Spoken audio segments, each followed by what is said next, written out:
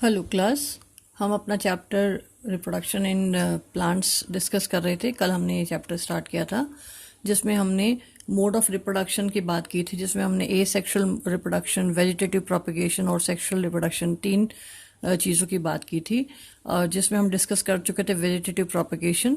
क्योंकि कल हमने ये भी बताया था कि जो एक प्लांट है उसके अंदर रिप्रोडक्टिव पार्ट होता है और वेजिटेटिव पार्ट होता है। वेजिटेटिव पार्ट से अगर रिप्रोडक्शन हो रहा है तो वो वेजिटेटिव प्रोपगेशन कहलाएगा। चाहे उसमें हमने ये भी डिस्कस किया था कि वो होता है with the help of root, stem of leaf के थ्रू। नेचुरली भी होता है और आर्टिफिशियल भी हो सकता है। जैसे आर्टिफिशियल के एग्जांपल हमने रोज को डिस्कस किया था, ठीक है, ब्रायोफाइलम को डिस्कस किया था। अब हम डिस्कस करेंगे जो हमारा ए सेक्शुअल मोड ऑफ रिप्रोडक्शन है। जिस वैसे तो ए सेक्शुअल मोड ऑफ रिप्रोडक्शन अपने आप में फिजन होता है, फ्रेगमेंटेशन होता है, बडिंग होता है, स्पोर फॉर्मेशन होता है। तो हमारे कोर्स में जो है वो हम डिस्कस करेंगे। फर्स्ट ऑफ ऑल जो हमारा ए सेक्शुअल मोड ऑफ रिप्रोडक्शन हम डिस्कस करना है वो हमारा बडिंग। अगर हम बडिंग की बात करते हैं तो बडिंग क्या है, मतलब बच्चे कि जैसे माइक्रोस्कोपिक ऑर्गेनिजम्स होते हैं, जैसे यीस्ट हो गया, तो वो एसेक्सुअली रिप्रोड्यूस करते हैं। मींस जब अगर हम बात कर रहे हैं एसेक्सुअल मोड ऑफ रिप्रोडक्शन की, तो एसेक्सुअल मोड ऑफ रिप्रोडक्शन क्या है, जिसमें सिंगल पेरेंट इन्वॉल्व होता है, ठीक है, और अपने जैसे ही जो ऑस्प्रिंग्स है वो डेवलप करता है सेम काइंड। लेकिन जो सेक्सुअल मोड ऑफ रिप्रोडक्शन था उसके अंदर टू पेरेंट्स इन्वॉल्व थे, ठीक है। तो अब हम जब एसेक्सुअल मोड ऑफ रिप्रोडक्शन की डिस्कशन कर रहे हैं तो asexual mode means a single organism is there through which reproduction takes place, ठीक है।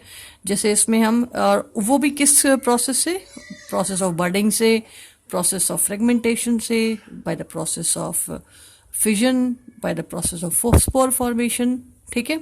तो उन्हीं में से हम फर्स्ट डिस्कस कर रहे हैं बडिंग। अगर बडिंग की हम बात करते हैं बेटा, जो रिप्रोडक्शन हो रहा है, जैसे एग्जांपल माइक्रोस्कोपिक ऑर्गेनिज्म है यीस्ट, जो कि एसेक्सुअली बडिंग मेथड से रिप्रोड्यूस होता है।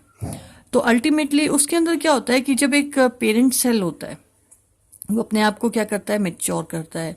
मैच्योर करने के बाद एक बर्ड लाइक स्ट्रक्चर डेवलप कराता है with the help of cytoplasmic division. तो उसमें सबसे पहले साइटोप्लाज्मिक डिवीजन होता है, then after it nuclear division takes place, और फिर बर्ड लाइक स्ट्रक्चर जो है वो डेवलप हो जाता है। और वो बर्ड है ग्रेजुअली क्या करती है, ग्रो करती है और अपने आप को सेपरेट कर लेती है पेरेंट प्लांट से, और उससे क्या है न्यू ऑर्गेनिज्म डेवलप हो जाता है। अगर हम यीस्ट की बात करें तो नया यीस्ट सेल है वो डेवलप हो जाता है। यीस्ट सेल की बात करें तो वो एक दूसरे से अटैच होते हैं 2 और 3 सेल्स चेन की फॉर्म में, बर्ड की फॉर्म में, ठीक है। लेकिन उसके बाद वो है वो डिटैच हो जाता है। Is it clear? तो हम डिस्कस करते हैं बडिंग।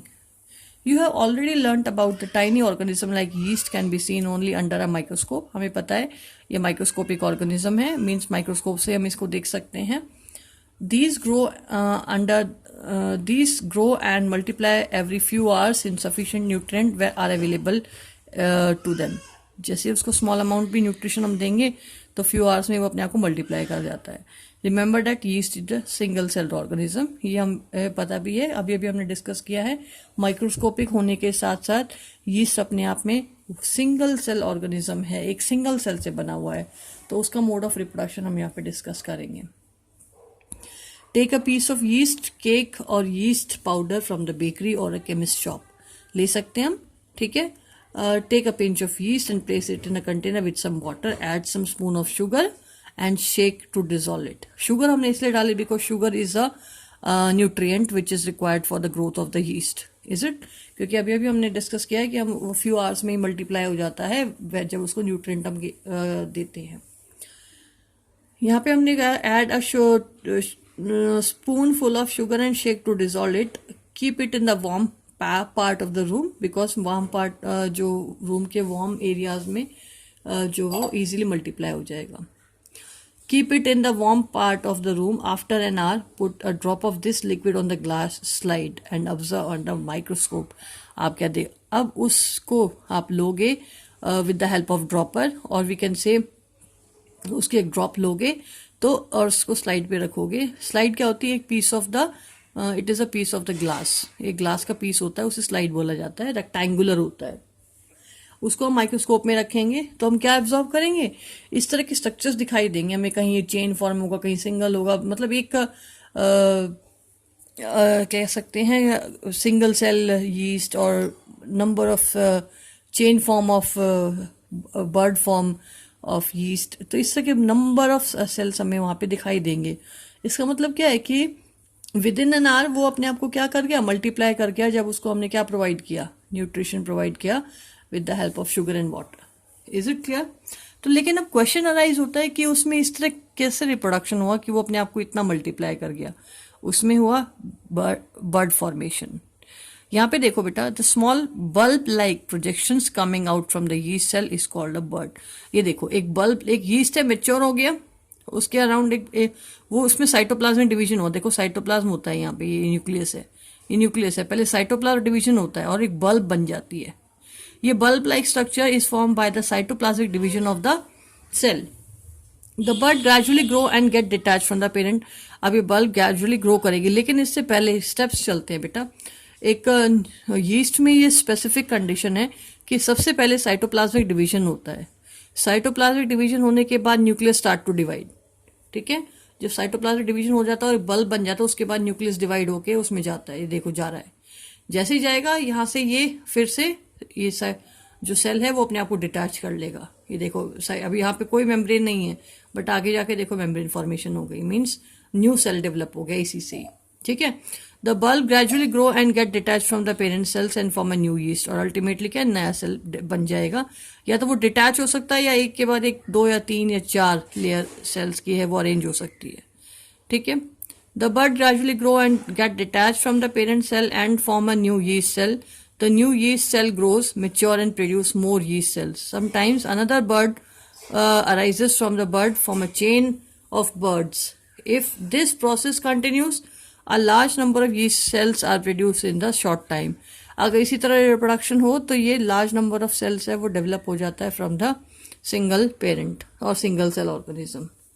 तो क्वेश्चन, तो इसका मतलब हमने यहाँ पे 2-3 चीजें सीखी। यीस्ट है unicellular organism, mode of reproduction is here is budding. Next अगर हम बात करते हैं बडिंग यीस्ट में किस तरह हुई है, first of all cytoplasmic division which is followed by the nuclear division. Isn't it class? अगर हमसे क्वेश्चन अराइज किया जाए कि बडिंग और कहाँ हो सकती है, बडिंग हो सकती है बेटा हाइड्रा में भी। हाइड्रा एक मल्टीसेलुलर ऑर्गेनिज्म है जिसके अंदर क्या होता है, बडिंग वाली प्रोसेस होती है। तो क्वेश्चन अराइज हो गया, name another organism in which budding takes place, that is hydra. ठीक है, नेक्स्ट अगर हम बात करते हैं तो वो है हमारा फ्रेगमेंटेशन। फ्रेगमेंटेशन क्या है बेटा, ये भी एक अनदर मेथड है जिसमें कि एसेक्सुअल मोड ऑफ रिप्रोडक्शन होता है, लेकिन ये मल्टीसेलुलर ऑर्गेनिज्म में है, बट उसमें जो कि ऑर्गेनिज्म हाईली डेवलप नहीं है, एडवांस नहीं है। Is it clear? Means body filamentous like है, body is not differentiated particularly.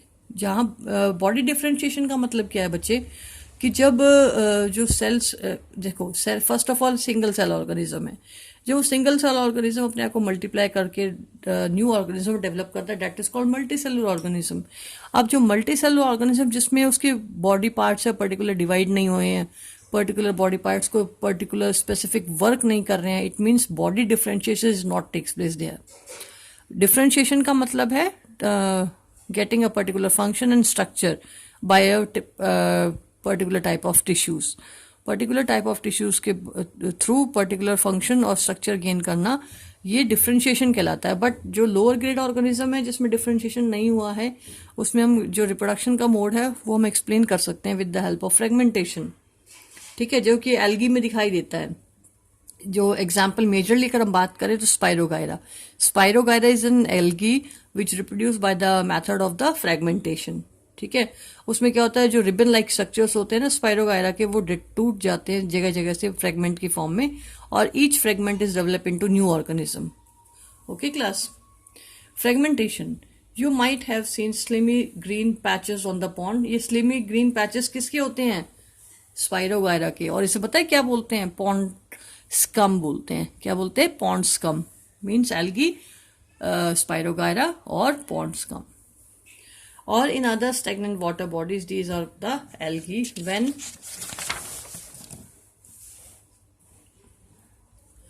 When water and nutrient are available, algae grow and multiply rapidly by fragmentation, and algae break up into 2 or more fragments. These fragments are or pieces where grow into a new individual. मैंने आपको बोल दिया ribbon like structure से जब वो टूटता है तो टू पार्ट से टूटा, टू दोनों के दोनों ऑर्गेनिज्म अपने आप में क्या हो गए, न्यू ऑर्गेनिजम्स में डेवलप हो गए। द फ्रेगमेंट, जो फ्रेगमेंट थे वो न्यू ऑर्गेनिज्म में डेवलप हो गए। दीज फ्रेगमेंट्स और pieces grow into new individual. This process continues and then cover a large area in a short period of time. इसीलिए बहुत बड़ी मतलब जो पॉन्ड वाला एरिया वो पूरी काई काई से भरा हुआ दिखाई देता है, मतलब शॉर्ट टाइम में वो अपने आप को मल्टीप्लाई कर जाता है। क्लियर है? अगर हमसे क्वेश्चन किया जाए कि फ्रेगमेंट, जैसे मैंने अभी पीछे आपको बोला था कि बर्डिंग किस में, और another example of budding is in hydra. अगर मैं आपसे यही क्वेश्चन करूं कि फ्रेगमेंटेशन और कहाँ देखा जाता है, तो वो fragmentation also seen in the liver worts and mosses also. Okay बेटा, मैं दोबारा बोल रही हूँ, fragmentation is also seen in liver worts and mosses. Now the next mode of asexual reproduction is spore formation. आपने स्पोर फॉर्मेशन हम discuss करें उससे पहले आप देखो, नोटिस करो, आपने ब्रेड देखी जो डिके हो चुकी है, पुरानी हो चुकी है, उस पर ग्रीनिश कलर की लेयर आ जाती है ना? तो अल्टीमेटली वो क्या है? वो अल्टीमेटली फंगस है जो रिप्रोड्यूस कर रहा है किस मेथड से? स्पोर फॉर्मेशन से।